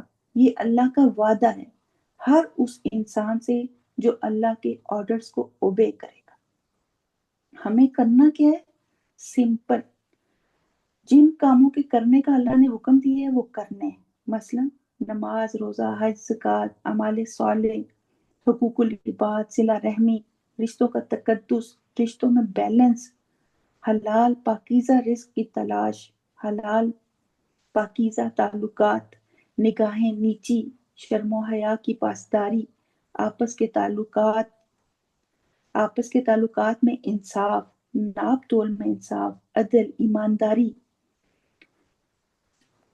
پھر قرآن پاک میں اور سنتوں کے ذریعے ہمیں چھوٹی چھوٹی باتوں کے بارے میں بتا دیا گیا، ایون واش روم جانے کا طریقہ، غسل کے طریقے، ہر چھوٹی سے چھوٹی اور بڑی بات ہمیں سمجھا دی گئی، محمد صلی اللہ علیہ وسلم کے ذریعے عمل کر کے دکھا دیا گیا۔ کوئی کسی قسم کی کنفیوژن نہیں چھوڑی گئی ہمارے لیے۔ اب ہم خود حجتیں نکالیں، ماننا نہ چاہیں تو یہ ایک الگ کیس ہے۔ یہاں ایک بڑا خوبصورت شعر یاد آ رہا ہے، مسجد تو بنا دی پل بھر میں ایمان کی حرارت والوں نے، من اپنا پرانا پاپی تھا برسوں میں نمازی بن نہ سکا۔ اور پھر اسی طرح جن کاموں کے کرنے سے اللہ نے منع کیا ہے وہ نہیں کرنے، مثلا حرام کھانوں سے بچنا ہے، حرام ریلیشن سے، حرام کاروبار، سودی کاروبار سے بچنا ہے، والدین کی نافرمانی سے بچنا ہے، نا انصافی سے، کسی کے مال کو ناحق کھانے سے بچنا ہے، بے حیائی سے، بے پردگی سے بچنا ہے۔ تو یہ سب طریقے اور ان کے ٹولز کے بارے میں ہماری رہنمائی موجود ہے، بس ہمیں اسے فالو کرنا ہے۔ یہاں ایک پوائنٹ یہ بھی دیکھیے، نوٹ کیجئے، پیچھے جو بات ہو رہی تھی نا غم اور خوف کی، وہ اخروی غم اور خوف کے ساتھ ساتھ یہاں یہ بھی ہے کہ یہ دنیا میں بھی غم اور خوف جو ہیں، یہ پریشانیاں یہ تو آئیں گی، اخروی غم اور خوف تو ہے ہی، لیکن اس کے ساتھ ساتھ دنیا کے غم اور پریشانیاں تو آئیں گی، کیونکہ انہی کے ذریعے تو ہمارا ٹیسٹ ہونا ہے نا، ہمیں آزمایا جانا ہے۔ لیکن یہ غم اور پریشانیاں کب ہمیں پریشان نہیں کریں گے؟ جب ہم اللہ کی ہدایت یعنی قرآن سے جڑیں گے، اللہ کی اس ہدایت کو پکڑ کے رکھیں گے، تھام کے رکھیں گے، یعنی یہ قرآن ہمیں تسلی دے گا، ہماری ڈھارس بنائے گا، یہ ہمارا ساتھی بن جائے گا۔ یہ قرآن اتنی پیاری تسلیاں دیتا ہے کہ انسان مطمئن اور پرسکون ہو جاتا ہے کہ یہ تو میرے ہی بارے میں کہا جا رہا ہے، یہ تو میرے ہی مسئلے کا حل بتایا جا رہا ہے۔ تو جب انسان اس ہدایت کو فالو کرتا ہے نا، تو پھر پاسٹ اور فیوچر کے غم اور خوف دھندلا جاتے ہیں، کیونکہ قرآن انسان کو تھام لیتا ہے۔ اور یہاں ایک یہ نقطہ بھی سمجھیں کہ جب انسان اس ہدایت یعنی قرآن کے ساتھ نہیں جڑتا، اس سے اپنے مسائل کا حل نہیں لیتا، تو یہ غم اور خوف اس پہ حاوی ہو جاتے ہیں اور انسان کو ناکارہ بنا دیتے ہیں، کسی کام جوگا نہیں چھوڑتے، اسے مایوسیوں اور اندھیروں میں دھکیل دیتے ہیں۔ اور مایوسی آپ کو پتہ ہے کہ کفر ہے، اور پھر ایسی کیفیت میں انسان کہاں تک جا سکتا ہے، کفر و شرک تک چلے جاتے ہیں لوگ۔ تو یہ چیزیں انسان کی صحت کو تو برباد کریں گی، کسی عمل نیک کے قابل بھی نہیں چھوڑیں گی۔ تو ان چیزوں سے بچنے کے لیے، ان غم اور خوف سے بچنے کے لیے اللہ کی دی ہوئی ہدایت قرآن سے جڑیں، اسے سمجھ کے پڑھیں، تاکہ اللہ کی انسٹرکشنز کو اوبے کر سکیں، اور پھر اینڈ آف دا ڈے، قیامت کے دن پروٹوکول حاصل کر سکیں، اللہ تعالیٰ کا اکرام حاصل کر سکیں۔ تو یہ پروٹوکول اور اکرام اس کے لیے ہوگا جو فمن تبعہ ہدایا، جو میری ہدایت کی پیروی کرے گا. تو پوائنٹ از کہ اللہ کی ہدایت کی پیروی کرو تو تمہارے سب غم خوف دور ہو جائیں گے. دیکھنا کس طرح اللہ تمہارے دل کو پرسکون کر دے گا. باہر کا ماحول چینج نہیں ہوتا، انسان اندر سے چینج ہو جاتا ہے. پریشر ختم ہو جاتے ہیں، لوگ کیا کہیں گے یہ فکر ختم ہو جاتی ہے، بے نیازی آ جاتی ہے، دل میں سکون اتر جاتا ہے. تو اس قرآن پہ عمل کرنا ضروری ہے، تبھی فیوچر سیکیور ہوگا. ہم انسان سمجھتے ہیں مال زیادہ ہونے سے فیوچر سیکیور ہوتا ہے، سکون ہوتا ہے، شہرت ملتی ہے، شہرت سے سکون ملتا ہے، فیوچر سیکیور ہوتا ہے. اگر ایسا ہوتا تو سلیپنگ پلس نہ لے کے سوتے یہ امیر لوگ، خودکشی نہ کرتے، ڈپریشن انگزائٹی کا شکار نہ ہوتے یہ رئیس لوگ. تو سکون اور فیوچر کا سیکیور ہونا اللہ کی ہدایت کی پیروی میں رکھا ہوا ہے. یہ اللہ نے واضح طور پہ ہمیں بتا دیا، کلیئر کٹ الفاظ میں اللہ نے ہمیں سمجھا دیا کہ یہ ہے کامیابی کا راستہ، میرا راستہ. اللہ نے قرآن میں کئی جگہ پہ یہ فرمایا جو چاہے میری طرف راستہ بنا لے. فَمَن شَاءَ اتَّخَذَ إِلَىٰ رَبِّهِ سَبِيلًا، تو جو چاہے اپنے رب کی طرف راستہ بنا لے. یہ تو اب ہم پہ ڈیپینڈ کرتا ہے نا کہ ہم اپنے رب کی طرف جانے والے راستے پہ گامزن ہوتے ہیں یا نہیں. ہم سب کو اپنے لیے دعا کرنی چاہیے، اللہم اہدنی وسددنی، اے اللہ مجھے ہدایت دے اور مجھے سیدھا رکھ. پھر آگے والذین کفروا وکذبوا بآیاتنا اولئک اصحاب النار ہم فیہا خالدون. اور وہ جنہوں نے ہماری آیات کو جھٹلایا وہی آگ کے ساتھی ہیں، اس میں ہمیشہ رہنے والے ہیں. یہاں کفر سے مراد اللہ کا انکار، اللہ کے احکامات کا انکار ہے. وَكَذَّبُوا بِآيَاتِنَا، اور ہماری آیات کو جھوٹا ثابت کیا. آیات کا ورڈ قرآن کریم میں 4 معنوں میں آیا ہے. نمبر 1 علامت یا نشانی، نمبر 2 آثار کائنات، مثلا پہاڑ، درخت، دریا، سورج، چاند، ستارے وغیرہ. پھر انبیاء کرام کے معجزات. پھر نمبر 4 قرآن پاک کے الفاظ، یعنی قرآن کریم کی آیات، جملے قرآن کریم کے، یہ ان کو بھی آیات کہا گیا. اب آپ کے ذہن میں یہ سوال آ سکتا ہے کہ ہمیں کیسے پتہ چلے گا کہ یہاں آیت کن معنوں میں، آیات کا یا آیت کا ورڈ جو ہے یہ کن معنوں میں آ رہا ہے. تو اس کے لیے یہ ہے کہ عبارت کے اسلوب بیان سے بآسانی معلوم ہو جاتا ہے کہ کہاں آیت کا معنی کس معنی میں استعمال ہو رہا ہے. یعنی جملے کی ترتیب سے بات سمجھ میں آ جاتی ہے کہ یہاں کس چیز کی بات ہو رہی ہے. تو وَكَذَّبُوا بِآيَاتِنَا، اور ہماری آیات کو جھوٹا ثابت کیا، یعنی اللہ کے جو احکامات قرآن میں آئے ان کو نہیں مانا، اور اس کے علاوہ کائنات کی نشانیوں سے بھی سبق نہیں سیکھا. نہ وحی الہی کو مانا، نہ معجزات کو مانا، اور نہ کائنات کی نشانیوں کو مانا. اولئک اصحاب النار، یہی لوگ آگ کے ساتھی ہیں. اب ان کی باقی زندگی آگ ہی کے ساتھ بسر ہوگی ہمیشہ. ہم فیہا خالدون، اور وہ اس میں ہمیشہ ہمیشہ رہنے والے ہیں. وہاں سے اب خلاصی نہیں ملنی انہیں، وہ ہمیشہ اسی آگ میں ہمیشہ کے لیے جلتے رہیں گے. اللہم لا تجعلنا منہم. یہاں ہمارا ٹاپک مکمل ہوتا ہے. پچھلے تمام لیسن کی تمام تر پکچر جو ہے آپ کے سامنے موجود ہے کہ کس طرح آدم علیہ السلام کی تخلیق ہوئی، خلیفہ مقرر ہوئے، کیا کیا آنرز دیے گئے، کس طرح ٹیسٹ لیا گیا، ٹیسٹ میں ناکامی کی سزا بھی ملی، پھر ٹیسٹ میں ناکامی کے بعد دوبارہ سے کھڑے ہونے کا طریقہ بھی سکھائے گئے، توبہ کا طریقہ سکھایا گیا، توبہ قبول بھی کی گئی.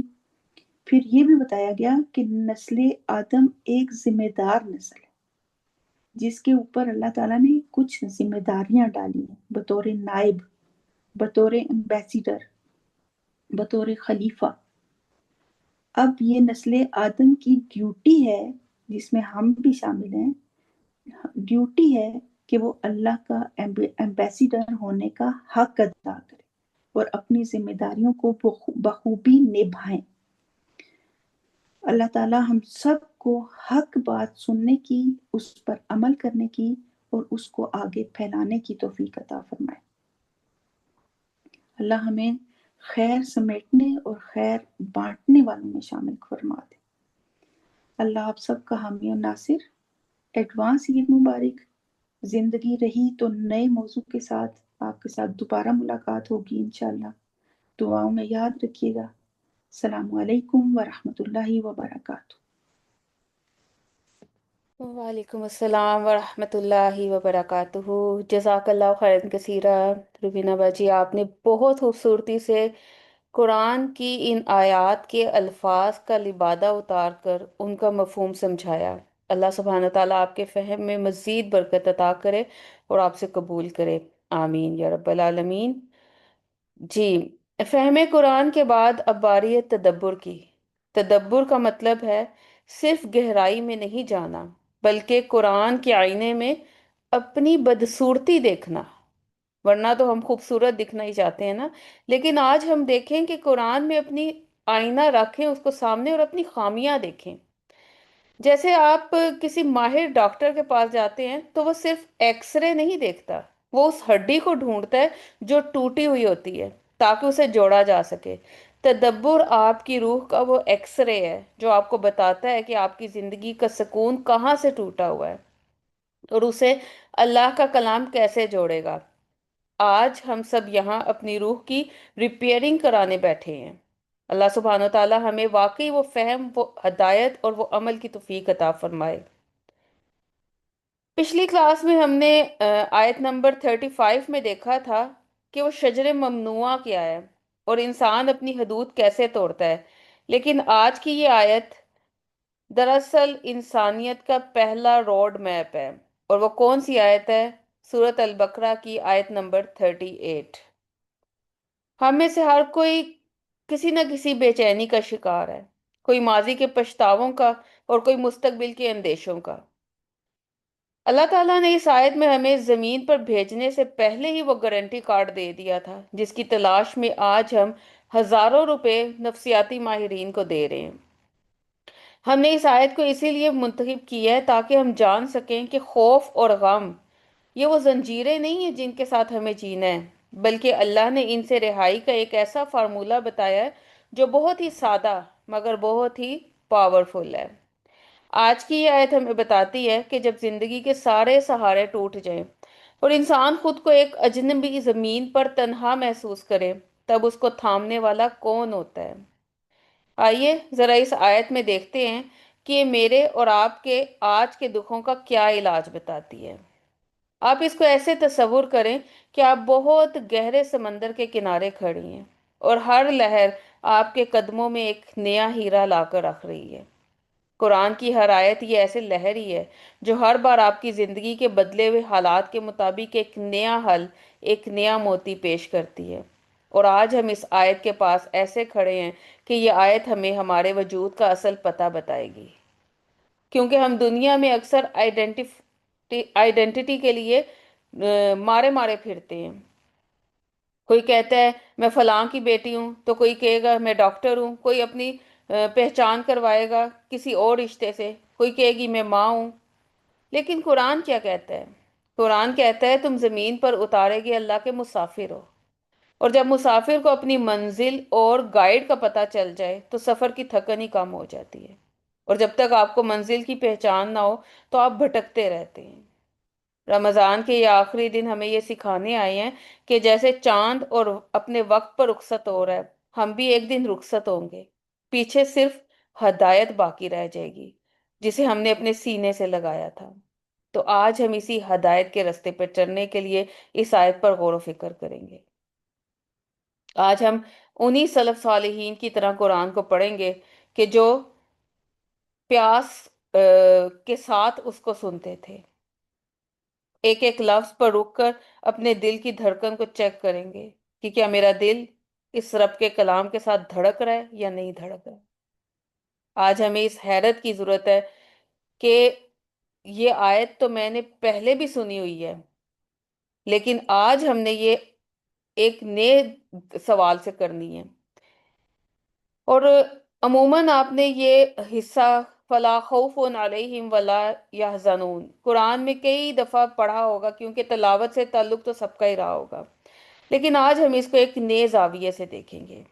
اور اسی لیے یہ آیت کا چناؤ ہوا، کیونکہ ہم ایک ایسی نسل بن چکے ہیں جو فریڈم کے نام پر آوارگی کا شکار ہے، کیونکہ ہمیں لگتا ہے کہ ہم اپنی مرضی سے جی کر خوش رہیں گے، جبکہ یہ آیت ہمیں پکار کر کہہ رہی ہے کہ انسان کی اوقات ایک مسافر کی ہے۔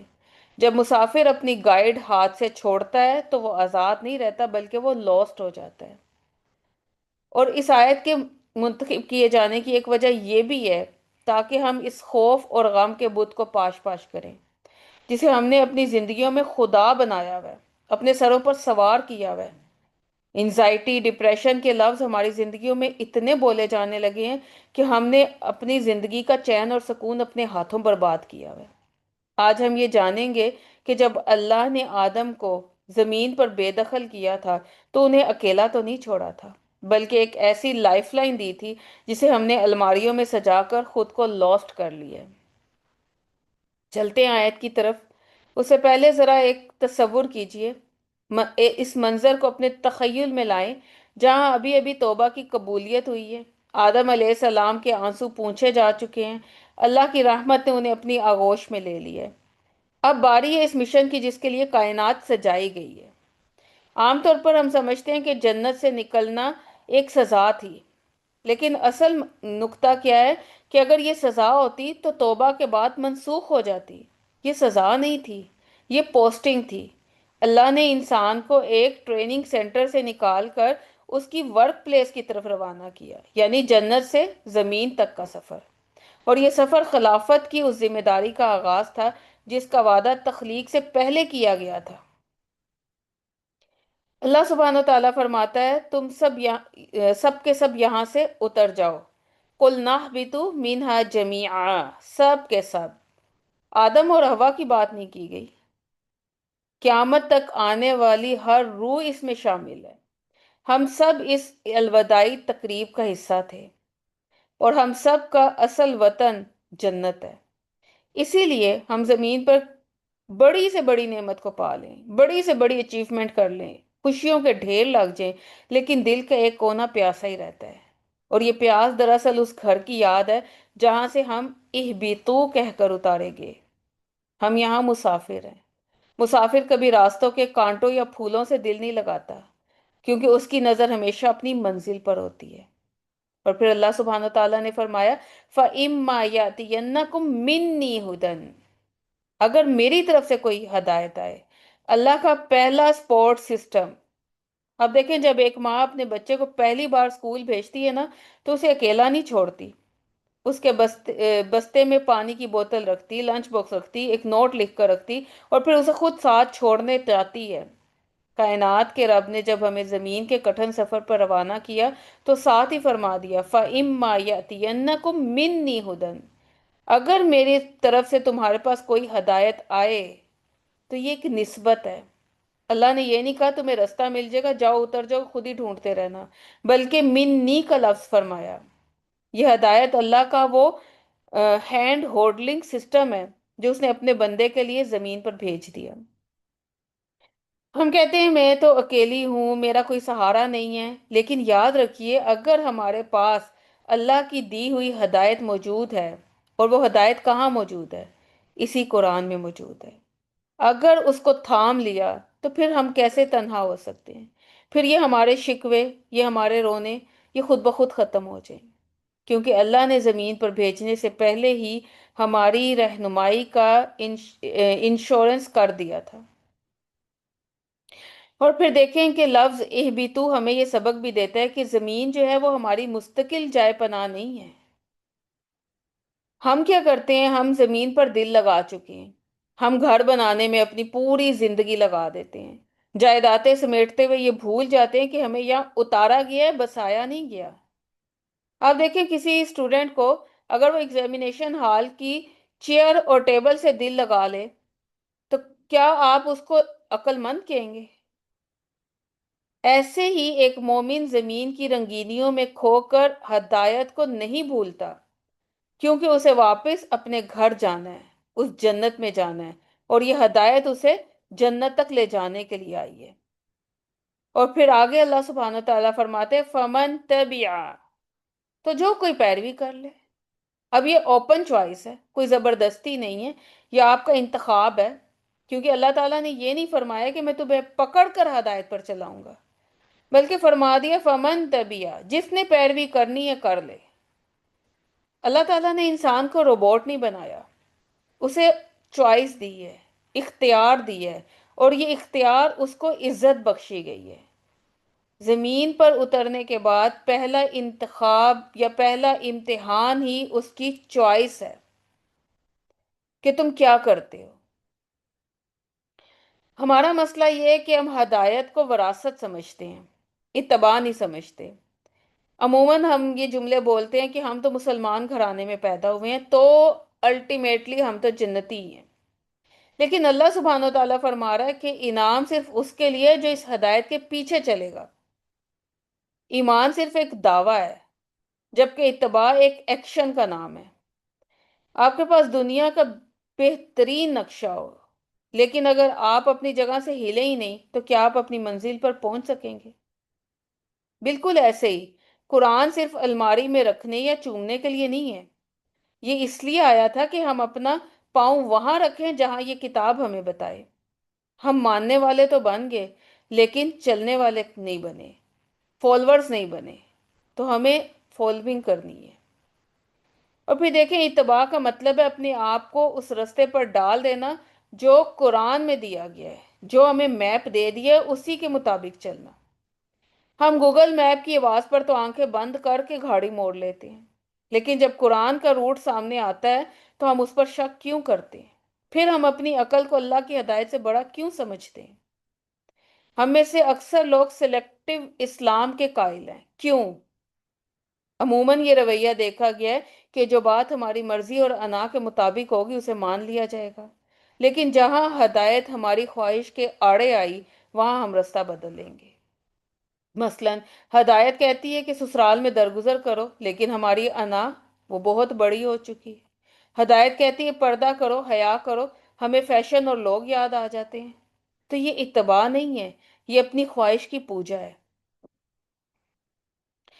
ہدایت کو بھی اپ ڈیٹ ہونے کی ضرورت ہے، جیسے موبائل کی ایپس کو اپ ڈیٹ کیا جاتا ہے نا، ویسے ہی ایمان کو روزانہ ہدایت کی اتباع کی ضرورت رہتی ہے۔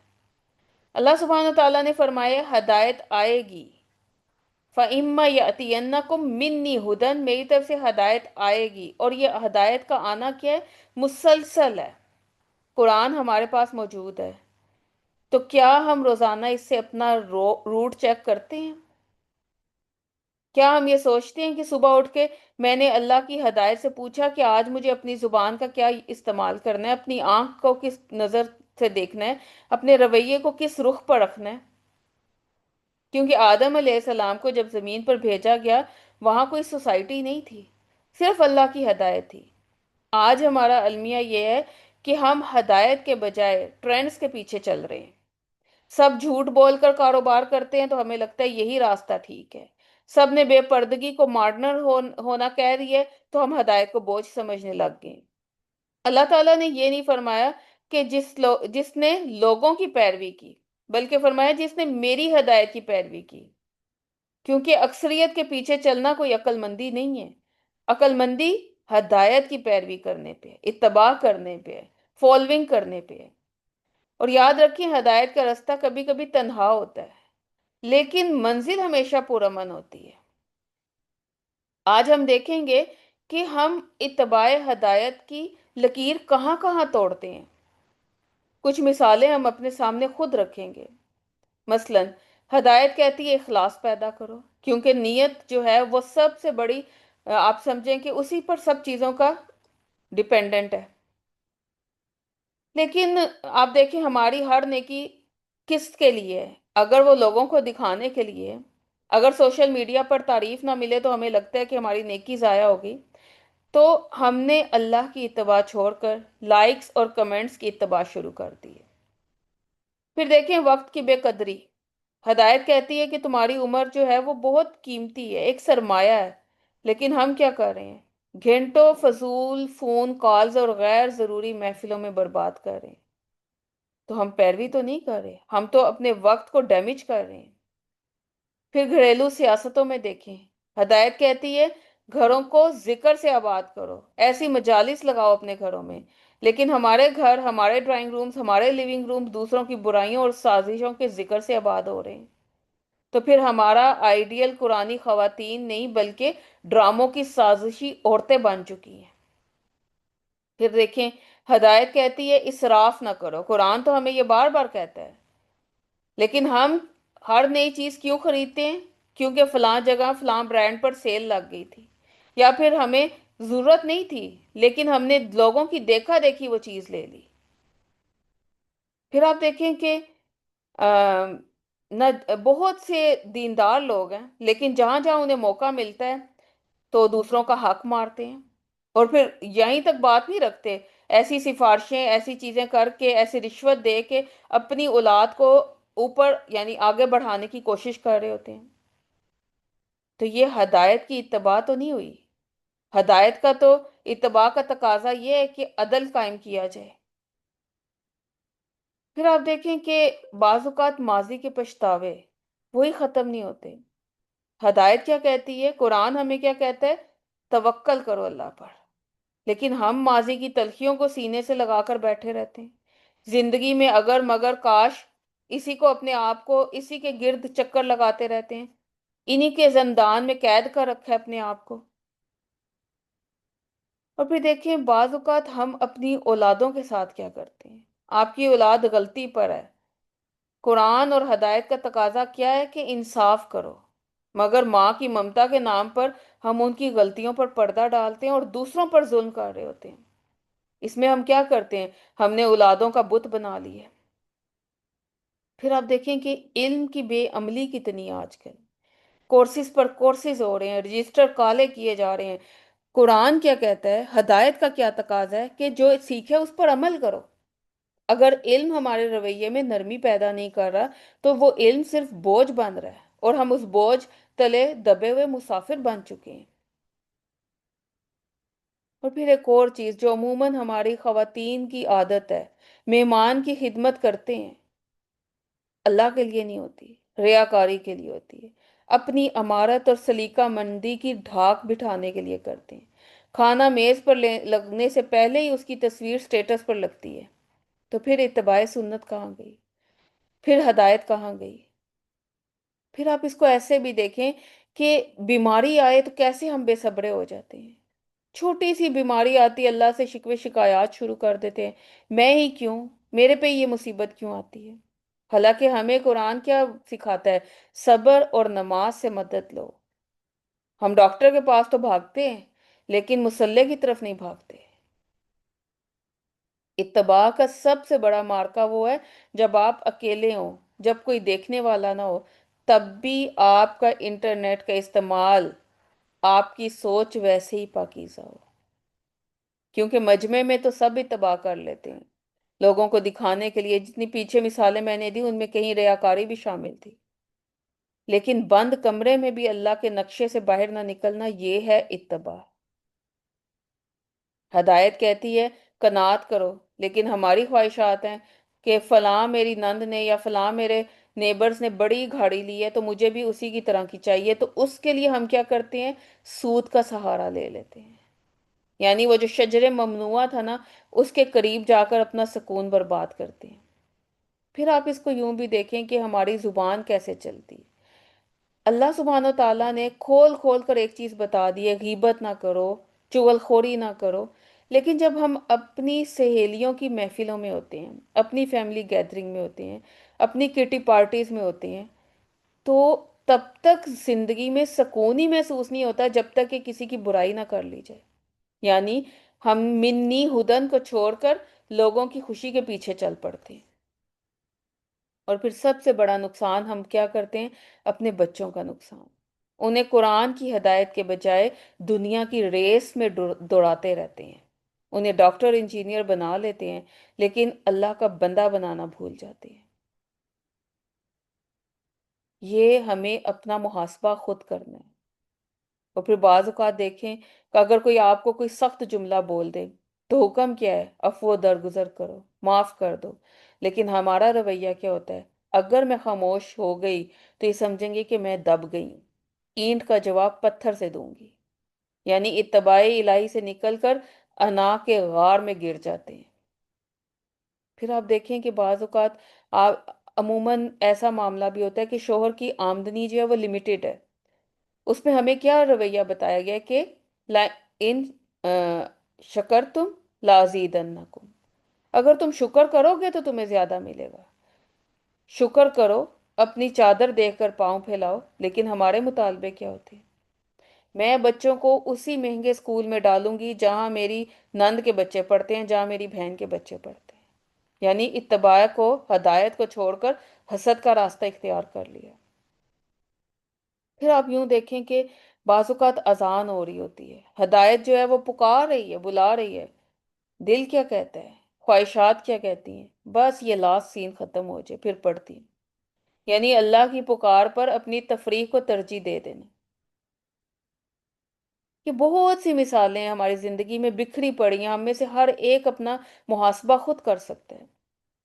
لیکن کیا آپ کو لگتا ہے کہ مسئلہ اللہ کی ہدایت میں ہے یا ہمارے طرز اتباع میں ہے؟ ہم اللہ کی اتباع وہاں کرتے ہیں جہاں ہمارا فائدہ ہو، اور اپنی انا کی اتباع وہاں کرتے ہیں جہاں ہمارا نفس ہو۔ لیکن یاد رکھیے، ہدایت کوئی بوفے ڈنر نہیں ہے کہ اپنی پسند کی چیز اٹھا لی اور باقی چھوڑ دی۔ یہ ایک مکمل فلائٹ پلان ہے۔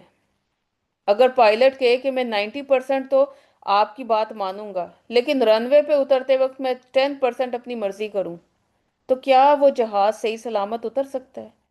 ہرگز نہیں۔ آدم علیہ السلام کو زمین پر اتارتے وقت اللہ نے جو سب سے بڑی حقیقت واضح کی تھی وہ یہی تھی کہ زمین پر سکون کا تعلق ریسورسز سے نہیں ہوگا بلکہ حکم الہی سے وابستگی سے ہوگا۔ اب یہاں یہ ایک سوال جنم لیتا ہے کہ اگر ہم اتباع کر لیں تو ہمیں ملے گا کیا؟ اس کے جواب کے لیے آیت کا آخری حصہ دیکھیں، جو آج کی دنیا کی سب سے مہنگی ترین دولت ہے۔ فلا خوف علیہم ولا هم یحزنون۔ سٹریس، تناؤ، بے چینی، انزائٹی، آج کے دور کی سب سے مہنگی دولت سکون، کیونکہ آج ہم ایک ایسی دنیا میں جی رہے ہیں جہاں ہر دوسرا شخص کسی نہ کسی سٹریس یا ڈپریشن کا شکار ہے، اور فارمیسی کی دکانوں پر سب سے زیادہ بکنے والی جو میڈیسنز ہے نا، وہ نیند لانے والی ادویات ہیں یا سکون دینے والی ایسی میڈیسنز ہیں۔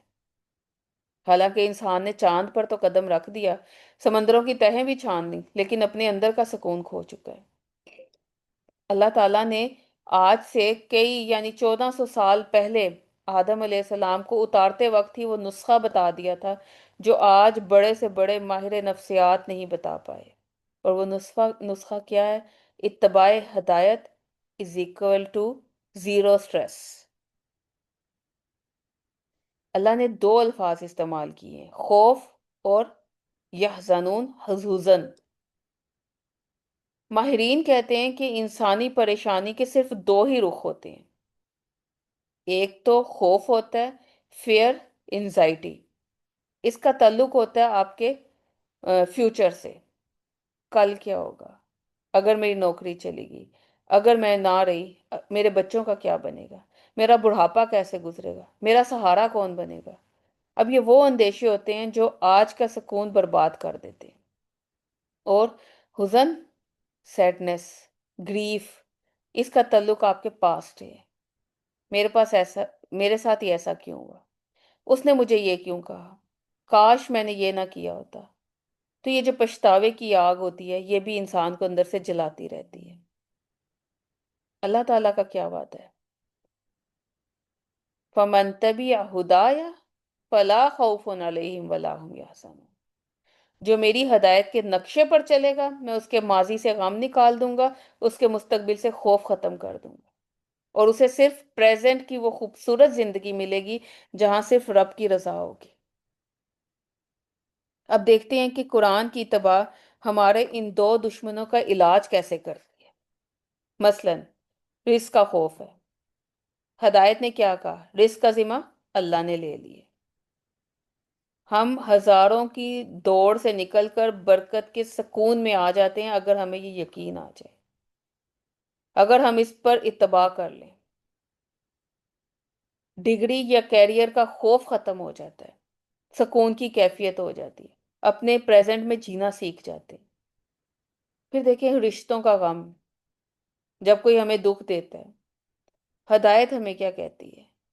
بدلہ اللہ پر چھوڑ دو، اور جب ہم اس کی اتباع کرتے ہیں، فمن تبع ہدایا، اتباع کر لی، تو ہم اس غم کی زنجیر سے آزاد ہو جاتے ہیں کہ اس نے میرے ساتھ ایسا کیوں کیا، میرے ساتھ ایسا برا کیوں ہوا، کیونکہ معاملہ اللہ سے جڑ گیا ہے۔ پھر ہم اپنے پریزنٹ میں جیتے ہیں، خوش باش رہتے ہیں، غم نکل گئے۔ پھر دیکھیں موت کا خوف بہت بڑا فیئر ہے، اور دنیا جو ہے موت کو اپنا خاتمہ سمجھتی ہے، ہدایت اسے ملاقات کہتی ہے۔ جو ہدایت پر چلتا ہے پھر وہ موت سے نہیں ڈرتا، بلکہ وہ پھر اگلا سٹیپ کیا کرتا ہے؟ تیاری شروع کرتا ہے۔ اسے اپنے اگلے گھر کا خوف نہیں ہوتا، بلکہ اس کی امیجنیشن میں وہ گھر بڑا ہی خوبصورت سج رہا ہوتا ہے، اس کے اعمال کے ذریعے، صبح شام کے اذکار کے ذریعے، تسبیحات کے ذریعے، صلہ رحمی کے ذریعے، درگزر کے ذریعے، معاف کرنے کے ذریعے۔ تو پھر کیا ہوتا ہے؟ انسان پریکٹیکل لائف میں قدم رکھتا ہے، سکون کی زندگی جیتا ہے۔ اور پھر دیکھیں ایک اور ٹینشن جو ہماری زندگی میں سب سے زیادہ رہتی ہے، اولاد کی پریشانی۔ یہ پتہ نہیں کیا کریں گے، کل کو کیا ہوگا، میں اگر نہ رہی میرے بچے رول جائیں گے، کیا کیا خوف ہم نے پال رکھے ہیں۔ قرآن جو کہتے ہیں کہ یہ تمہارے آزمائش ہیں، فتنہ، تو کرنا کیا ہے؟ یا ایھا الذین آمنوا قوا انفسکم واہلیکم نارا، ان کو جہنم کی آگ سے بچانا ہے، اس کے لیے کیا کرنا ہے؟ فکر کس چیز کی کرنی ہے؟ انہیں نیک بنانے کی۔ باقی ذمہ داری اللہ کی ہے، کیونکہ رزق کا ذمہ بھی اس نے لیا ہے۔ اگر تم نے ان کو رب سے جوڑ دیا ہے تو رب ان کا نگہبان بن جائے گا۔ تو جب ہم اپنی ذمہ داری پوری کر کے اتباع کرتے ہیں تو دل جو ہے اس بوجھ سے آزاد ہو جاتا ہے کہ میرے بعد ان کا کیا ہوگا، کیونکہ آپ تو ان کو صدقہ جاریہ کے طور پر تیار کر کے چھوڑ کے جا رہے ہیں۔ اور پھر آخر میں دیکھیں فلا خوفن، یہ جو لا ہے نا، گرامر کے لحاظ سے ہمیں یہ پتہ چلتا ہے کہ یہ عارضی سکون نہیں بلکہ ایک مستقل حالت رہے گی۔ مثلا جیسے ایک بچہ اپنے باپ کا ہاتھ پکڑ کر بھیڑ میں چلنا شروع کر دے، تو کیا اسے کوئی خوف رہے گا کہ وہ گم نہ جائے، کھو نہ جائے، کوئی اسے مار نہ دے؟ نہیں، کیونکہ اس نے اپنے باپ کی انگلی پکڑی ہوئی ہے اور اس پکڑ پر اسے پورا یقین ہے۔ اسی طرح جب ہم فمن تبع ہدایا، ہم اس ہدایت کا پلو پکڑتے ہیں، ہم اس رسی کو تھام لیتے ہیں، تو زندگی کی بھیڑ میں، اس کے حادثات سے، اس کے بدلتے ہوئے رخوں میں، اس میں آنے والی بیماریوں میں، اس میں آنے والی مشکلات میں، ہم اس خوف سے، اس ڈر سے آزاد ہو جاتے ہیں۔ کیوں؟ کیونکہ ہمیں معلوم ہوتا ہے کہ ہمارا ہاتھ اس رب العالمین کے ہاتھ میں ہے۔ فلا خوف علیہم، وہ لمحہ جب طوفان میں بھی سکون ملتا ہے۔ یاد رکھیے ہدایت کی اتباع کا یہ مطلب بھی نہیں ہے کہ زندگی میں مشکلات ہی نہیں آئیں گی، مشکلات آئیں گی، لیکن آپ کے اندر کا سکون نہیں چھین سکیں گی۔ آپ اس کو ایسے سمجھیں جیسے ایک مضبوط بحری جہاز سمندر کی لہروں کے اوپر ہوتا ہے، لہریں اسے ہلا تو سکتی ہیں لیکن اس کے اندر نہیں گھس سکتی۔ جب آپ ہدایت کی اتباع کرتے ہیں تو آپ اس جہاز کی طرح ہو جاتے ہیں، باہر خوف اور طوفان ہو، غم کی بارش ہو رہی ہو، لیکن آپ کے دل کے اندر اللہ کی یاد کا وہ جزیرہ ہوتا ہے جہاں صرف سکون ہی سکون ہوتا ہے۔ تو آج ہمیں اپنے آپ سے یہ سوال کرنا ہے، میرے دل میں اس وقت سب سے بڑا خوف کیا ہے؟ سب سے گہرا غم کیا ہے؟ اور اگر وہ موجود ہے تو پھر ہمیں اپنا محاسبہ کرنا ہے۔ پھر ہمارے اندر ابھی اتباع کی کمی ہے۔ پورے کے پورے اپنے آپ کو اللہ کے حوالے کریں، اس کی پیروی کریں، اس کی ہدایت پر جم جائیں۔ اب بھی ہم نے اللہ کی ہدایت کو اگر تھام لیا جس طرح کے تھامنے کا حق ہے، تو تمام خوف، تمام غم دور ہو جائیں گے۔ اور یہ اللہ کا وعدہ ہے، اللہ تعالیٰ نے جب کہہ دیا تو یہ ہو کے رہے گا۔ آج اس آیت کی برکت سے ہم اپنے تمام خوف، تمام غم اللہ کے حوالے کریں گے، اسے کہیں گے کہ یا رب میں نے تیری ہدایت کا دامن تھاما ہے، اب تو مجھے سنبھال، کیونکہ یہ زمین پر زندگی گزارنے کا وہ راز ہے جو اللہ نے آدم علیہ السلام کو بتایا تھا۔ اگر ہم اس راز کو پا لیں تو زمین ہی ہمارے لیے جنت کا نمونہ بن جائے گی۔ اور دیکھیں زندگی بہت مختصر ہے، اسے خوف اور غم کی نظر میں نہ کریں، اللہ کے ساتھ تعلق بنائیں، اس کا ہاتھ تھامیں، کیونکہ وہ آپ کو کبھی گرنے نہیں دے گا۔ ہم اپنے کلاس کا اختتام اسی دعا کے ساتھ کریں گے کہ یا رب العالمین ہمیں اپنی ہدایت کی سچی اتباع نصیب فرما، ہمارے دلوں سے دنیا کا خوف اور ماضی کے غم نکال دے اور اس کی جگہ اپنی محبت کا سکون بھر دے۔ یا رب العالمین ہمارے گھروں کو امن کا گہوارہ بنا دے اور ہمیں ان لوگوں میں شامل کر جن سے تو راضی ہو گیا ہے اور وہ تجھ سے راضی ہو گئے ہیں۔ آمین یا رب العالمین۔ جزاک اللہ خیرا کثیرا، ربنا تقبل منا انک انت السمیع العلیم وتب علینا انک انت التواب الرحیم۔ سبحانک اللہم وبحمدک نشہد ان لا الہ الا انت نستغفرک نستغفرک نستغفرک ونتوب الیک۔ السلام علیکم ورحمۃ اللہ وبرکاتہ۔